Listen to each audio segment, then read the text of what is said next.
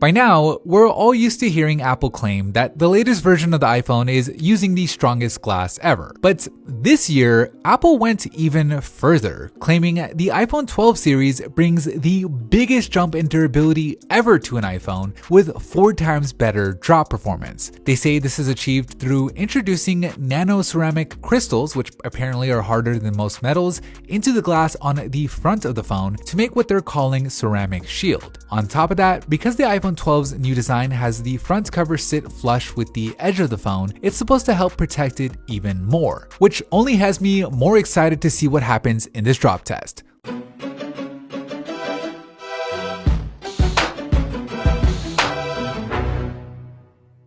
Round number 1, backdrop. In 3, 2, 1.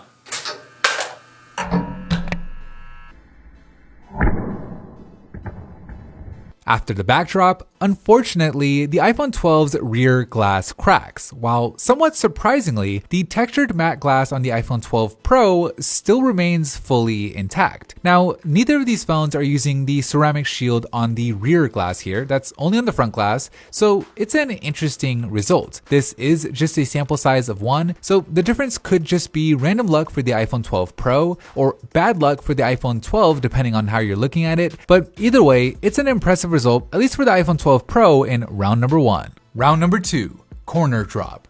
2, 1.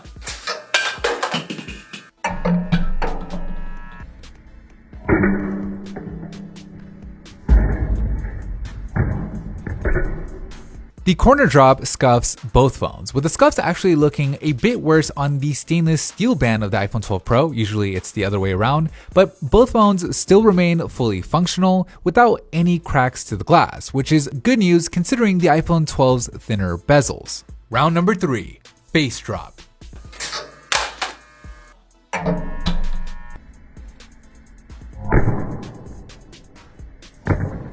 After the face drop, ceramic shield looks like it made a difference after all. Both phones survive without any cracks to the screen, which is what one could only hope for after a drop flat onto concrete. And if you take a closer look, you can actually see the aluminum frame on the iPhone 12 and the stainless steel frame on the iPhone 12 Pro took some damage from that face drop. There's some scuffing right along the edges of each, which, while not necessarily pretty, no doubt helped protect the glass. So an excellent result overall for both iPhones in round number 3. Bonus round.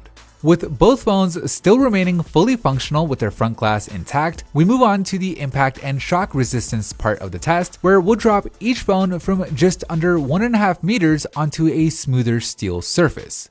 Alright, first drop in 3, 2, 1. After the first drop from higher up, both phones still look good with their screens unaffected and everything seeming to be working just fine, so we'll keep on going.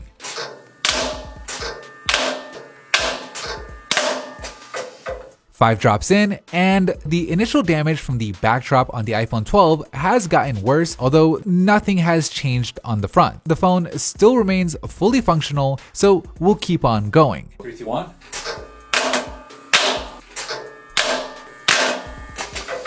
Final drop. 3, 2, 1. A full 10 drops into the bonus round, and the screens on both phones seem to be completely unaffected, with both phones still being able to make a phone call and the touch screens being fully responsive. So, an absolutely incredible result. The iPhone 12 Pro survived that round like a champ, although the standard iPhone 12 did fare worse. The cracks on the back of the phone obviously got worse. That's kind of normal when you drop an already cracked phone repeatedly, but the camera is now affected as well, with cracks and shards of glass showing up on that main camera. Now, when you look at it on the back though, it doesn't seem like there's any damage to the lens, but it shows up when you actually try to use the camera. We tried looking at it under the microscope and we just couldn't see anything on the lens itself, so I'm not sure if this is due to the rear glass shattering or if it's damage to the lens itself. But outside of that, everything else on the phone is fully functional. Bonus round. So with the screens on both phones still remaining uncracked, we decided to add another layer to the drop test, bringing back the concrete block for a rougher surface, but dropping the phone from that higher height of just under 1.5 meters.